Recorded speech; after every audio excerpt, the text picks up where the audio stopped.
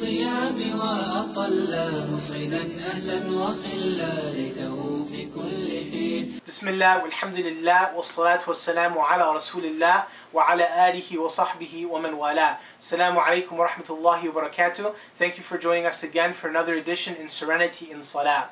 So we began the prayer by speaking about, the raising of the hands and saying the takbir, saying Allahu Akbar, and the feelings of recognizing that Allah is great. And we spoke about putting hand over hand and lowering your gaze and the feelings of humility that you should feel in that standing. And now today we're going to speak about the first statement you make after the dua of istiftah, after the opening dua that you make when you're standing in prayer. And that statement is A'udhu billahi minash shaitanir rajim, that I seek refuge in Allah from the devil who is cursed. There's almost two perceptions of shaitan. There's two perceptions of the devil in our community. Some people act as though the shaitan is responsible for their actions, that he made them do everything that is evil, he forced them into it, and they put all their responsibility on shaitan, and they act like he's the excuse for all their actions. And then other people react to those people and they act as though shaitan doesn't matter, shaitan doesn't exist, and they never talk about him, and they never mention him in their lectures, and they never mention him at all when they're speaking. And so the truth is in the middle somewhere. And so let's try to get to the truth. The first is understand that there is no coincidence. There's absolutely no coincidence that you could be sitting at home thinking about nothing. And I know some brothers especially are very good at this. They can be sitting looking at a wall thinking about absolutely nothing. And then they get up and pray, and all of a sudden, all you are doing is thinking.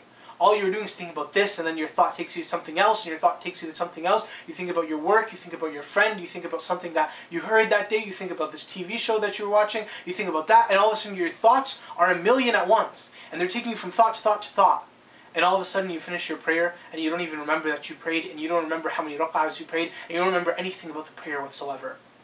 And so Allah subhanahu wa ta'ala says, إِنَّ الشَّيْطَانُ لَكُمْ عَدُوًا فَاتَّخِذُوهُ عَدُوًا, that indeed shaitan, indeed the devil is your enemy, so take him as your enemy. And this is an order from Allah subhanahu wa ta'ala. Take him as your enemy. Recognize that he's your enemy. Recognize that he's undermining you. Recognize this. Know that.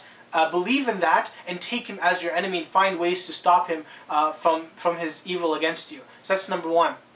Number two is that indeed inna kayd ash-shaytani kana da'ifa, that indeed the plot of shaitan, indeed the plans of shaitan, Allah subhanahu wa ta'ala says in the Quran that indeed the plans of shaitan are indeed weak, they're feeble, they're not strong. Meaning what? Meaning that we are capable and fully able of overcoming every single one of the tactics and the plots and the plans of shaitan. We are fully capable and fully able to do so. And so, this standing of prayer is an amazing standing, and a standing that begs shaitan to come to you. Ibn al-Qayyim rahimahullah ta'ala, he said that indeed when the slave of Allah, when the abd of Allah stands in prayer, that they are indeed standing in the greatest and most honorable state. And therefore the state that causes the most amount of jealousy and harm for shaitan. That is what prayer is. It causes the greatest amount of jealousy. He could leave you alone any other time, but he will never leave you alone in prayer. He will always come to you and whisper to you in prayer. He will always try to take away from your prayer, take away from your concentration in your time of prayer. And indeed the Prophet ﷺ said that a person can pray and only receive 1/10 of their prayer, or 1/9 of their prayer, or 1/8 of their prayer, or 1/7 of their prayer, or 1/6 of their prayer, or 1/5 of their prayer, or 1/4 of their prayer, or 1/3 of their prayer, and then this is the continuation of the hadith, or half of their prayer, or receive nothing of it. Based on your concentration, based on how much shaitan is able to steal from you. I remember, I don't know where I saw this. I think maybe it was a Bugs Bunny cartoon or something. But they used to have this scene where this woman would bake these cookies. And then she would put the cookies on the windowsill. And then these characters would come and all start taking the cookies and take a cookie. And next thing you know, she would come back to the plate and there's no more cookies on it. It's gone. And that's really the example of how our prayer is. That we stand up to pray and we are not guarding ourselves. And we're not concentrating hard enough. We're not protecting ourselves from the people who come, from the shaitan, from the devil who comes and steals a thought, steals a moment, steals a moment, steals a moment, till you end the prayer and you have nothing from your prayer. Or only 1/10 of your prayer, only 1/9 of your prayer. You have nothing of your prayer to hold up. Umar ibn Khattab radiallahu anhu, Imam al-Ghazali mentions that Umar radiallahu anhu said that indeed a person will have white hair in Islam, meaning a person will grow old while they're a Muslim, while they're in the state of Islam. He said, and they will not have a single rak'ah of prayer, a single movement in prayer. And they asked him, why, why, oh, a leader of the believers? He said, because he had no khushu', he had no concentration in any of it. And so it's very important for us to protect ourselves when we stand in prayer, realizing that we are standing in a very, very valuable, honorable, great standing. Therefore, there are going to be those who try to steal that standing from you, steal that reward from you, steal that blessings from you. And so, one of the scholars in the past, he asked one of his students, he was talking to him about khushu', so he asked him, if you're walking along a path and a dog attacks you, what would you do? If you're walking along the path and all of a sudden a dog comes and attacks you, he said, what would you do? So the student said, I would protect myself, I would defend myself, I would fight it off. He said, okay, what if it comes back to you, what would you do? He said, I'd fight him off again.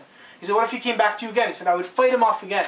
He said, what if he came back to you again? He said, I'd fight him off again. He said, my student, he said, don't you realize how tiring and how difficult that would be? He said, instead, ask the one who owns the dog, ask the one who's in charge of the dog to take the dog away from you, to hold the dog back from you. And he said, and this is how it is in prayer. That when you're in prayer and shaitan keeps coming at you, keeps coming at you, keeps coming at you, he said, ask the one who is the God, who is the Lord, who is the creator of even the shaitan, and has power and authority of even the shaitan, to hold back the shaitan. And so you stand in prayer and say, أعوذ بالله من الشيطان الرجيم. Allah subhanahu wa ta'ala says, فَإِذَا يَنزَغَنَّكَ مِنَ الشَّيْطَانِ نَزْغٌ فَاسْتَعِذْ بِاللَّهِ إِنَّهُ هُوَ السَّمِيعُ الْعَلِيمُ. That if shaitan, that if shaitan gives you, an evil whispering, an evil temptation, an evil, whispering or distraction, he said, فَاسْتَعِذْ بِاللَّهِ. Then seek the refuge of Allah, seek the help of Allah, seek the protection of Allah. So when you stand in prayer, you say, أعوذ بالله من الشيطان الرجيم. Say it from your heart that you're seeking the refuge and the help of Allah. There's nothing that can protect you from shaitan, that can allow your prayer to give you reward, other than Allah, who is the one who can protect you. Say this from your heart, and inshallah you too will have serenity in salah. Jazakumullah khairan. Assalamu alaikum wa rahmatullahi wa barakatuh.